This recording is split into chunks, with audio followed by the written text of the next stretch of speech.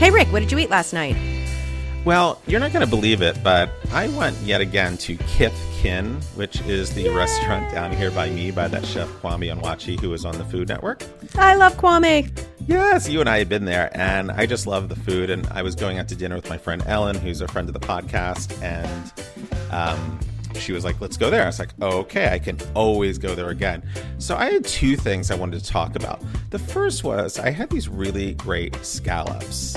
You know, I'm not a big scallop fan, but I'm always grateful when someone wants to split scallops, because then the whole burden is on me, because I sort of like them, and then I sort of reach my threshold with them. But these scallops were basically served in a Romanesco sauce. They had charred cabbage, and then then they sat on top of charred cabbage, and then on top of the Romanesco sauce was toasted coconut dressing, lime. It was so good. You know, and scallops, when they're cooked well, they really are great. And I think my experience with scallops so much is that they're always overcooked. Or that is my understanding, is that they are super dependent on how they're cooked. Yeah. That makes sense. And then we got a side dish, which was called an everything carrot salad. And it was basically spiced carrot, a couple different colors of carrots. And it was super simple. It just was covered with pine nuts and then a habanero vinaigrette, which just coated the whole thing. And the sauce was a little bit thick, which I like. So it really clung to the carrots. You know, and the combination of those two things, so good, so tasty. And I just love that combination that he sort of gets, it seems sometimes. You know, he specializes in like sort of African / Jamaican / Caribbean flavors and how they intertwine. But then he had a little bit, it seemed like he had a little bit of Italian in there this time. So just sometimes I feel like you never know what you're going to get there, but it's always going to be super exciting and super flavorful, which I like. Yes, that's awesome. I still dream about that chicken sandwich I had there, and that was, 2 years ago? I mean, that was really good. I still think about that, yeah. How about you? What did you eat? I had overpriced mediocre pasta. Oh, your favorite, Kate. Yeah, I've just had it with how much places charge for a bowl of noodles and red sauce. Like, they can just suck it. It's so annoying. So that's what I had. I went out to dinner with my dear friend Melissa, and we went to this place that it had a lovely atmosphere and old school Chicago Italian. It's been there forever, neighborhood place kind of thing. And the bread was delicious, and her chicken dish was actually really delicious, I thought. Well, I tasted the sauce, and it was good. And mine was fine. It was tortellini and vodka sauce, but it was like $20, and it was not that great. And it's a sort of bland, and there wasn't quite enough sauce, and, you know, it was all right. Wow, yeah. Yeah, that was it. That sounds phenomenally disappointing. I know. It's not that common that I have a disappointing dish anymore. You know, I've usually sort of learned to order around that. Yeah. But given the mood I was in and what I wanted to eat and what was available on the menu, that ended up being my best option. And, yeah. Can't win them all. Yeah. Melissa had a cannoli, which she said was okay. So, yeah, I mean, I would go back for convenience, I suppose, and for the atmosphere. And I would actually order her chicken francese, but certainly not what I ordered again. All right. Lesson learned. Yeah, exactly. Lesson learned. Hello, and welcome to another episode of You Won't Believe What I Ate Last Night. I'm Kate. And I'm Rick. And this is our ongoing conversation about food, health, weight management, and our endeavor to be and stay healthy in a really tasty world. With love, kindness, and compassion towards ourselves and others. Speaking of a tasty world, some of us have been gallivanting around the world and tasting things. So, I wonder who that is. Has Janice gotten out of the office again? Janice hasn't gotten up from under the desk in a long time. She just has the delivery right there. Mr. Rick Fiore was recently in Vietnam, and we are going to hear together about his culinary adventures there. They were culinary adventures. Such a great way to phrase them. Yes, totally. So let's start with, what was your favorite food experience in Vietnam? My favorite food experience overall is going to be the pho, the soup that they serve. So I've really struggled with pho here in the United States because often it's a beef broth. I only knew it as beef. I thought it, by definition, I thought it was beef. Yeah. I would agree, yes. And I haven't done Vietnamese food for a really long time because I just knew it wasn't for me because it's very meat heavy. So on this journey, maybe because there's so many food issues going on, they did have a seafood broth a lot of times. And then sometimes they would also have a vegetable broth. So I was often quite able to get the idea of pho with a seafood broth. So the great thing about this is they were serving this noodle soup for pretty much any meal you wanted. Basically, you got your noodles and you've got a broth, which is going to be seafood or meat. And then in there is chilies and then really herbs, that whatever herbs you want. They're generally mint or Thai basil. And then it has some meat. And in my soups, I would get shrimp a lot of the times. And then soy sauce and fish sauce and maybe a little other random sauces, some lime to squirt on that you wanted to put in. But it was so good. And the idea of eating a bowl of noodle soup for breakfast, it's so comforting. It made me so happy. And it was really, really filling and would keep me filled for the rest of the day. Would you go so far as to start making that for breakfast for yourself? 100%, yes. Because at first I thought, it's going to be really complicated. But you know what? At the end of the day, it would just be like any other meal prep for the week. You'd have to do things like you could have your noodles prepared. You could have all your little things chopped. It could just be like a salad that I put together for lunch. And once you find a good broth, and then you just have the broth in the fridge, then you just have to heat everything up. Mm-hmm. Yeah, so I would really love to add that to sort of my home culinary adventure. Yeah. Cool. Sounds delicious. Yeah, it really was. As I said, it was so great to sort of like for the first time in a really long time enjoy Vietnamese food. I was so pleased. Because anytime anyone wants to go get Vietnamese in the United States, I'm like, not really. How about you? Yeah. Well, it's funny because also for me, but because I perceive it as being so seafood heavy. So that's funny that we both avoid it for that reason. And there is also, I do believe, a fair amount of the beef involved because indeed I think of pho as a beef dish and I'm really picky about beef that I eat. So usually I insist on I really prefer to have grass-fed, humanely raised beef. So I don't order a lot of beef in restaurants unless I know its provenance.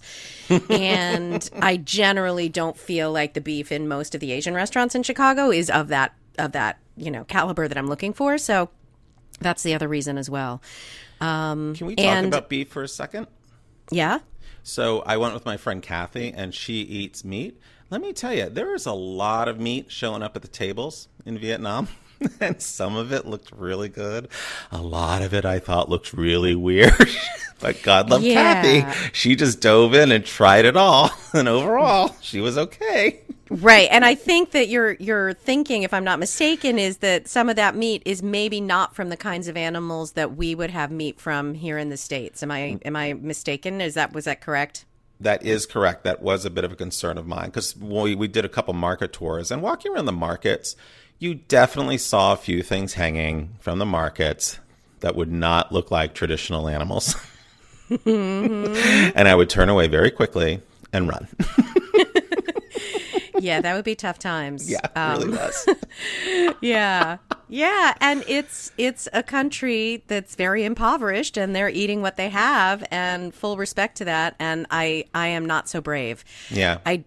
I'm pretty picky about my meat. And so between the not liking seafood and being picky about meat, it seems like it would be a total disaster for me to try to eat in Vietnam.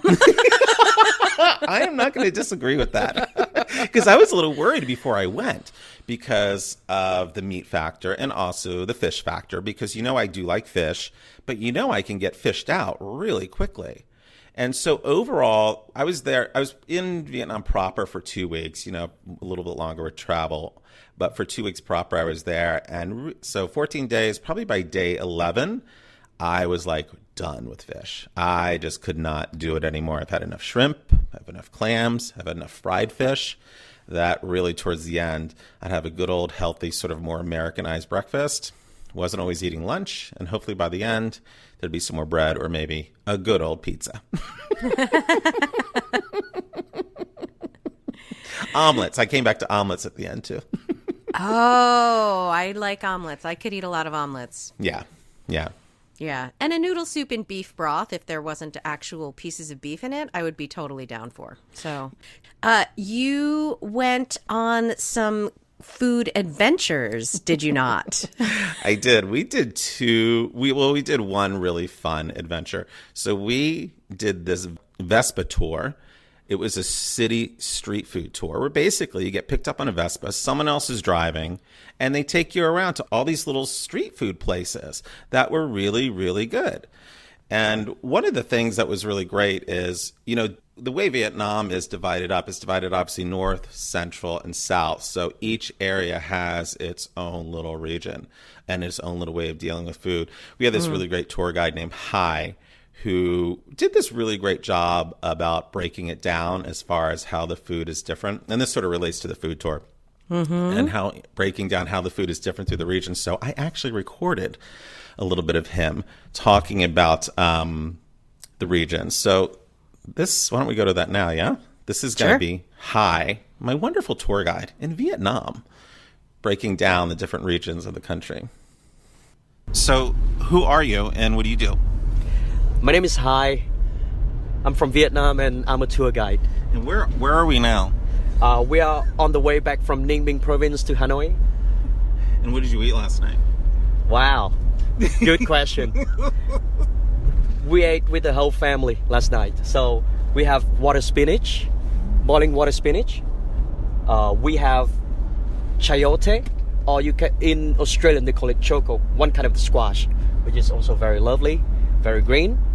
We do have stir-fried beef with onion and tomato, and we have grilled chicken.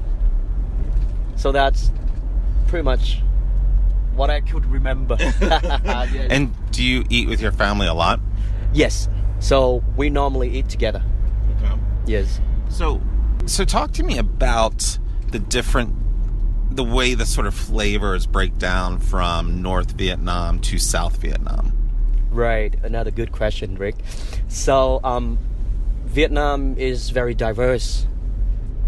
Everything would be divided into three main regions. The north, the central, and the south. From scenery to cultural and especially cuisine. So the northern Vietnamese people would normally eat slightly more meat in the proportion of their meal, and they add more salt. Overall, is saltier than the other two regions when they cook food.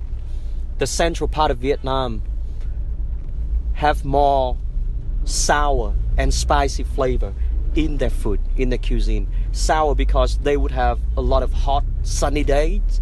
Summer there is very, very hot.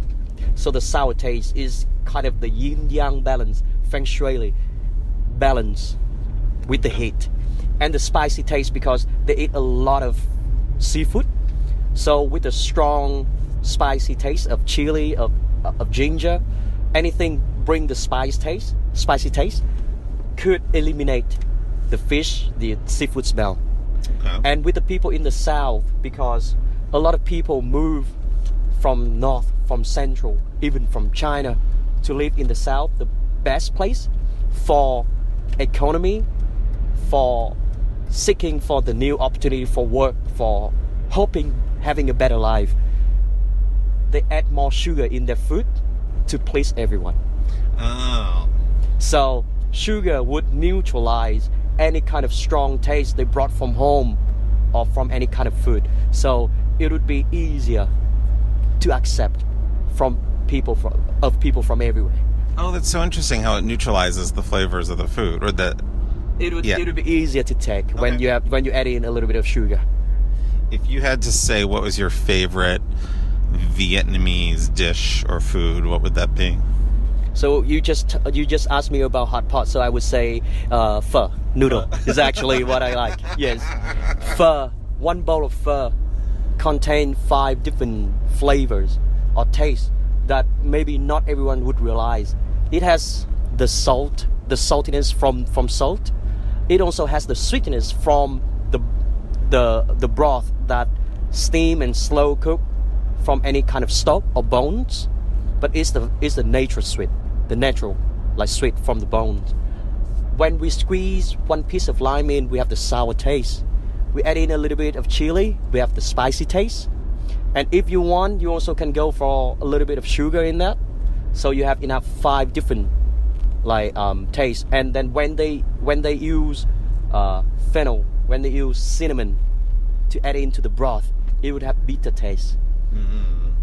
In our life, we might have gone through all those 5 different tastes: the bitterness and the saltiness of tear, what they say, like the sweetness of the happy time, all the sour taste from any kind of tricky living condition in life would be felt, experienced in the bowl of pho. And it also has enough rice, meat, and vegetable in that.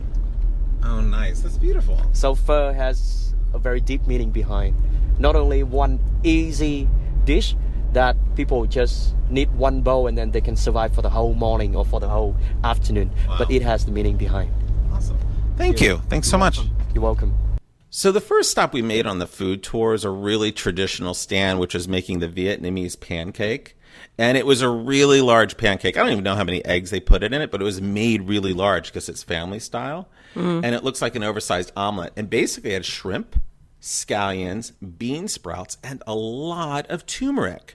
So they cook it all up, and then they put it on the table, and then sitting on the table is a large plate of greens, which is basically going to consist of lettuce leaves, mustard leaves, basil, mint, and cilantro. So then you basically start to break up the pancake with your hands or a spoon or whatever. Then you wrap the pancake in the mustard leaf or the lettuce leaf, and then you put some Thai basil in there, or some mint and cilantro. You wrap it up and then dip it in chili sauce. Oh, so you wrap the pancake in the leaves, not the other way around. That's so funny. I was expecting you to say that you use the pancake like a tortilla and you put the vegetables inside of it.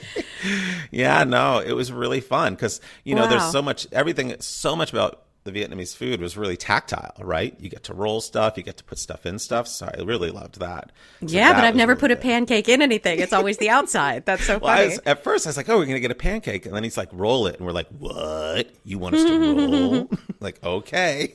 And then the chili sauce. And all their chili sauces, most of them were homemade. So those are really, really sort of delightful. Another big dish we got was just fried fish. It was a big thing that was always served, and you just pick up at any of the street food stands. And it comes fried fish in a very light brown sauce with sort of red peppers and onions. And that was really good because just fried fish everywhere is a really big general thing. And we also sort of had this noodle dish with egg and vegetables and super simple, just like any sort of like light noodle dish or noodle you might make in your home. How were the eggs in it? Was it like a soft-boiled egg that was cut? Was it like an omelet that was cut up and put in there? Yeah, it was like an omelet that was cut up and put in there. And then and we were talking earlier about the pho soup. Sometimes eggs would be in a half of an egg would be in the pho soup, and that was really, really tasty too. Like ramen. Yes, exactly. And then the other thing we had crab claws. We just got this whole little thing of crab claws. And they serve it with this great little sauce of just, there's a bowl on your table, and you would get basically chili pepper, salt, and lime. You squeeze the lime into this dish of chili pepper and salt. Then you get your crab claws, crack them open, then you're dipping away right there. So those are really good. Oh, and spring rolls. Everywhere you got spring rolls. So we got fried spring rolls, which are really, really good. Now, here, when I think of spring rolls, I think of them as being completely vegetarian. Does that mean the same thing there or not necessarily? Not necessarily. There were some vegetarian. Primarily, all the ones that we had were shrimp, and then some of it would also have pork. So a big thing of a lot of places that you went is they were teaching you to roll your own spring rolls. So by the time that we were done, we were quite the experts in rolling our own spring rolls. So all the spring rolls we had primarily had sort of vermicelli noodles, mushrooms, shredded carrot. They had this thing called tree fungus. I'm not really sure what that was. Wow. That seemed really good. Is it mushrooms? I mean, mushrooms are effectively fungus, right? Yeah. So I'm like, why not? We had egg and onion. They would come both fried and non-fried. But there was a real skill to rolling them so they didn't fall apart when they got grilled. So that was really fun. I think we rolled spring rolls probably about 3 or 4 times. And by the end, we were quite the experts at rolling spring rolls. That's cool. You have to do it now before you forget. You know what I mean? You should come home and do it. The other thing, this is another type of roll we had that I really, really loved, is basically, I don't know if there was a name for them, but it was basically fried fish, or no, it was raw fish you rolled in beet leaf. And then you put them together with a little toothpick. Then they took them away and fried them for you. It was so good. So simple. I don't remember ever eating a lot of beet leaves, but I loved it. So when you say I've tried to cook with them, like just use them as greens in the past, the same way I would use collards or kale or whatever, but I don't remember what they tasted like. But I've never done anything fancy like that with them. So when you say fried with all these things, are you talking about like deep fried as opposed to sautéed? Sautéed in a pan with oil. Like covered in oil? They seem to be half covered, and then they would flip them over. And we asked what oil, I and think said they call peanut that oil. a shallow fry on the Shallow food shows, fry. if I'm not Okay. mistaken. But Yeah, I'm that not makes sure. sense. Yeah. Okay. And so they took the little rolls away from you, fried them up, and brought them back to you. So tasty.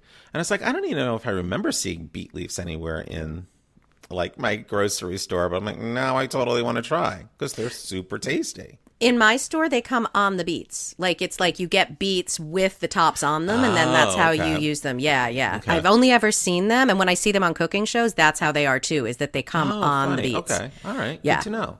Mm-hmm. One of the other great things I had, and I thought of you when I was eating this, it was called a Thai pizza. So basically, Sign me up. So basically, the rice paper that you would roll noodles with, they'd serve you rice pizza in two different ways. The first one is they take this little round rice noodle paper, they put a little bit of oil on it, and then they start heating that up on the stove or on a little grill over an open flame. And then on top of that, they would put the scallion oil mixture, because basically they'd take an oil, put scallions in them, let the scallions cook down, would set that aside. So then that would get spread on top of this little round rice paper thing. And then on top of that, once that cooked a little bit, they just crack an egg, and then they would sort of, move that around so it spread throughout the entire pizza. And then on this one, they added shrimp for me, but traditionally it could be shrimp or it could be lardon. And then once that's there, then they top it with a sweet chili sauce, some peanuts, and then some type of green, which would be scallions or Thai basil. Cut it up. It's good to go. So great. Okay, first of all, that sounds delicious, but I'm confused. Are you saying that like one little rice pancake, the kind that you use to make spring rolls out of, could support the weight of that in pizza form? Yeah, they did small ones and they had big ones. So you know how those rice papers come as those small ones for rolls, and they came in bigger ones that are sort of not full pizza size, but a little bit bigger. Maybe but it's more that they're so thin and flimsy that I'm confused that they could actually support the weight of anything, because you roll them up, right? They're the same totally. ones? So when they grilled, they just Weird. got a little bit hard. Yeah, they got harder. It was really great. And then the other way they would do it is they would actually take the rice paper and then they would shred it into long strips and then chop up those strips. Then they deep fry those strips. So you'd get a little pile in your bowl of these deep fried rice paper noodle things. And then all the same toppings would be put on that. You get the scallion dressing. You'd get the more of a fried egg this time. You'd get the shrimp, the peanuts, and then the chili sauce. So it was more like a Thai pizza salad, because it was all bundled up to the top with all the stuff on top. Both of those were really super tasty. I was in love with those. It made me super happy. That sounds delicious. Yeah, by far one of the more interesting dishes. And I thought when I came home, I started looking at recipes. I'm like, I can totally do this. So simple. Yeah, Now, I was about to say, sounds like you could make that if you could make the right chili sauce. Yes, exactly. And I'm also like, I'm not going to try to make my rice paper at home, Kate, but we did. Really? I also became, I just don't have anything to pulverize my rice. You know how it is. Find a nickel. We went to a couple places where we were basically making and rolling out the rice paper. It was really great. They had this machine that would pulverize the rice. Into that rice, they usually added water, and then it had to have some type of starch. Usually they said it was tapioca flour. They'd mix it all up, and it's just sort of this, they would call it like a goo. And then there was what looked like a very small, a medium-size, what do you call the thing witches stir in? Cauldron. It looked like a cauldron. And then across the cauldron was a piece of fabric, I think like a heavy-duty cheesecloth. And then there's a big old ladle we would get to scoop out of this sort of goo, and then you pour it on there, and then you have to move very quickly. Then you have to spread it out so it becomes a round circle. That's going to be the shape of the rice paper. But you got to do it quickly because it cooks within 30 to 45 seconds. So once you spread it out evenly, it cooks 35, 40 seconds. And then they have this stick that you place on one end and you try to roll the whole rice paper up. It was really hard because when you tried to get the rice paper onto the stick, it would generally fall apart. It's like cellophane. The two ends would connect too much. It became a disaster to get it off, but it was really, really fun to try and make. Wow, that sounds cool. Yeah, yeah. We also went on this dumpling tour where we got to... Kill me now, dumpling tour. Come on. Yes, we got to make dumplings in Vietnam. It was quite exciting. And we went to this one restaurant with our guide, and we made these things called white rose dumplings, which are basically shrimp dumplings. And it's a local specialty in Hoi An, and it's made by one family. And if I understood it correctly, I think this family came from China, and they brought this type of dumpling with them. So it's a shrimp dumpling, and it's made from a translucent white dough. So we got these big balls of dough, and we would just pull these chunks of the dough off. And God love the people that were showing us. But basically, it's really hard. You got to keep your fingers wet, and you got to move the dough in a certain shape that by the time you're done, it's sort of like a little small cup or the base of a flower maybe. And then you put the shrimp in it, and then you're supposed to crimp the edges so it looks like a white rose. So the shrimp is in the middle, and all the translucent dough has been shaped into what looks like a white rose. I did not do very well with it. We'd be doing it, and then they'd sort of come and just take it out of your hand and do it correctly. But let me tell you something. It was cooked. Once they were cooked, they were so good. They were usually topped with a little bit of toasted garlic at the end. So good. Mm-hmm. Was shrimp the only option for the filling? Yeah, that was the traditional filling for the white rose dumpling. There was this other soup we had, which was called Cao Lao. Cao Lao soup, I think is how it says, also originated in Vietnam. It was a soup. Again, I had seafood broth, but the noodles were a little bit thicker and a little bit browner. And the main ingredients are noodles, meat, greens, bean sprouts, and herbs, sort of like the pho. And it's usually served with pork. Now, this is what was interesting about it. The rice noodles used in Cao Lao are made from rice soaked in lye water, which gives them a chewy, springy texture. So the noodles were also bigger, but they're also more chewy, and they were springier. Did you say lye water? Yes. I was hoping that would perk your ears. So that's what they said. Oh, like lutefisk. I think lutefisk. You call me? Lutefisk, which is a Norwegian weird thing with old rotten fish that has to do with lye, I think. I think there's lye involved in that food tradition as well. But yes, tell me about lye water. Well, I didn't really understand it, but then afterwards I thought about it. I'm like, it didn't sound good when they said it. So when I got home, it says lye water is a food-grade potent liquid alkaline, a potassium carbonate solution. It's been used around the world for many years, and it is also used to make ramen noodles. It gives them their distinctive yellow color and bouncy texture. Yeah, who knew? Who knew? Did you eat anything that you really didn't care for? I would say there was a good day where we were on a tour where people would say, this is vegetarian. And then I'd eat it. And then always they'd be like, just a little bit of pork. It's the same the world over. So not really, but that was not awesome because it was the last day, which is tough. It just kept happening. And, my system can't handle pork. So I wouldn't say I was sick, but wow, I was hurting that last day. And the next day after, I'm like, no one needs to eat for the next 24 hours. Whatever's in my system just needs to work its way through. Yeah. It's reminding us, we always joke about that movie, My Big Fat Greek Wedding. And Andrea Martin. And someone brings, Mia Vardalos brings her boyfriend, and Mia Vardalos is like, he's a vegetarian. He's a vegetarian. Oh, and then right. Andrea Martin, vegetarian? I make lamb. Yeah, right. Exactly. But that would be it, because I think they were so good for the most part about keeping meat out of my mouth. So that made me really happy. That is terrific. I will tell you what was really interesting is before we left, Kathy just we were talking, and she says, "Hey, do you want me to get you a seatbelt extender?" And I'm like, "Why would I need a seatbelt extender?"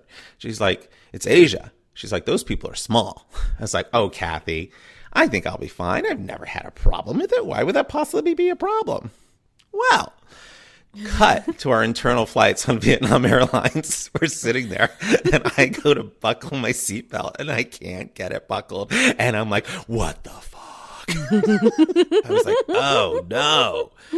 I'm like, "It's too small." You know what Kathy does?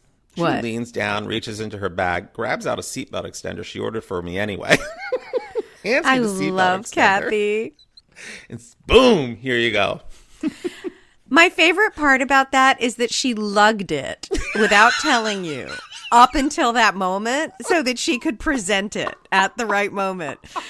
That is comedy. That is timing. Isn't that but the also best? so thoughtful of her. I just love that she did that. So thoughtful. I adore that. Because at first I was like, "What do you mean? I don't need a seatbelt extender. I'm Rick Fury. I'm going to be fine." Here's the other thing I thought you would find really interesting is ask me, Kate, particularly around temples, how many times people touched my belly? No. Yeah, a lot. Seriously? Seriously. They'd come up, touch my belly, pat my belly, and say, "Happy Buddha, happy Buddha." So the happy Buddha is obviously a big figure over there because it's primarily Buddhism in the country. Yeah. And wow. And obviously, it's not rude to them. no. That's Yeah. fascinating. The first time I was like, "What's happening?" And then I was like, "Oh, I see how it's going to go down." That was in the first couple of days. Did you walk around in the happy Buddha pose? By the end, I might as well have. By the end, the second to last day before we left, we were at this hotel, our last hotel, and there is this guy, the bellhop named Vu, who was just standing there looking at me, and he just kept looking me up and down. I was like, "Oh, is someone actually hitting on me?" Yeah. It's like, "Oh, interesting." He says, so he's just touching my shoulder, and then he just starts touching my belly. And he starts patting my belly, and he says, "You strong. You very strong." I was like, "Oh, thank you, Vu. So kind of you."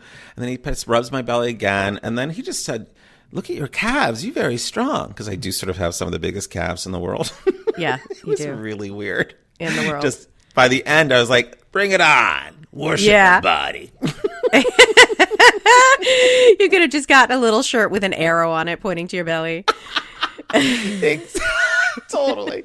And I guess because if you pat the belly, because they have these big laughing Buddhas all over the temples, and if you pat the belly, it's supposed to bring you good fortune and good luck. So that's how I Yeah, took it. right. Yes, indeed. The touching of the belly is a good luck thing. Yeah. That is fascinating. Was there a lot of unrequested touching in other contexts? No, I would not. No, I would say no. Just my belly. Fascinating. Yeah. And it was a great practice, just to be okay with having my belly touched by people I didn't know and sort of having my belly sort of, in a weird way, worshipped, or appreciated, I should say, or honored. It's like, God love you people. Yeah, I think you got a little taste into what it can be like for pregnant women. Exactly. This is what I thought. I know exactly what pregnant women go through. Don't worry. I'm not trying to equate, my overeating with the ability to conceive and give life. I'm really not. So don't send in your emails, people. One of the other big things was called a banh mi. It was a breakfast sandwich. And our tour guide was so cute because he's like, banh mi. I'm like, yeah. So apparently Anthony Bourdain had gone to this one restaurant in, I think it was Hue is where we were, and made it really famous. So famous that there's pictures of Anthony Bourdain up there having the banh mi sandwiches. And he came back, got on a show and said, "Oh my God, these are the best sandwiches I've ever had." And so we went there, and surprisingly, it's just a Vietnamese breakfast sandwich. It's sort of like a small roll, and then they cut the roll sort of halfway open, and they basically just shoved meat and vegetables in it. I'm not even sure it had a dressing in it, but it was okay. I got a vegetarian one, which I just think had tomatoes and cheese, so it wasn't really the same thing, but apparently it's a really good food. It's really easy to eat on the go, quick to eat on the go, and it's inexpensive too. I'm not a huge banh mi fan. They're really popular here. There's a lot of Vietnamese places here, and there's a Vietnamese bakery around the corner from me called Nguyen Lan, which is supposed to be like the best in the city, and everyone always raves about their banh mi. And I think it's all about the bread. I think banh mi actually literally means bread. It's one of those things. And so it's specific bread you have to use. And yeah, there's various fillings and stuff. And I think you're right. I don't know that there is any sort of sauce. I always find it to be dry and not terribly interesting. And I think... it's not my favorite, except there's always herbs, and so there's that fresh minty sort of cilantro-y thing too. But yeah, banh mi is another one of those things, and I'm like, all right, but I don't quite get what the fuss is about. Totally. And I loved mine because I think it was basically egg and cheese, so it was really soft and juicy and good on bread. So couldn't go wrong with that because of the cannot go wrong version. with egg and cheese on bread. Yeah, but our ones here are not breakfast. Interestingly, people I'm sure eat them for breakfast, but they don't have eggs. I don't think it's meat. Right. You know, one night we did a homestay where they take you to a person's home, and they literally had to sail us across water on a little boat to get off onto this little island where these people were. And we walk to their home, and we go there, and part of it is they teach you how to cook a meal. So that's where we actually learned to make the Vietnamese pancake that we talked about earlier. But yeah, good food, good people. Can't complain. Well, thank you again for listening. And as always, when you're done with this episode, rate and review us, please. It means so much to us. We're on Facebook. Our website is youwon'tbelievewhatIate.com. You can email us, youwon'tbelievewhatIate@gmail.com. And if you go anywhere awesome and have interesting food adventures, tell us about them. Send us a little recording, and maybe we'll play it on the show. Thanks for listening. Thank you.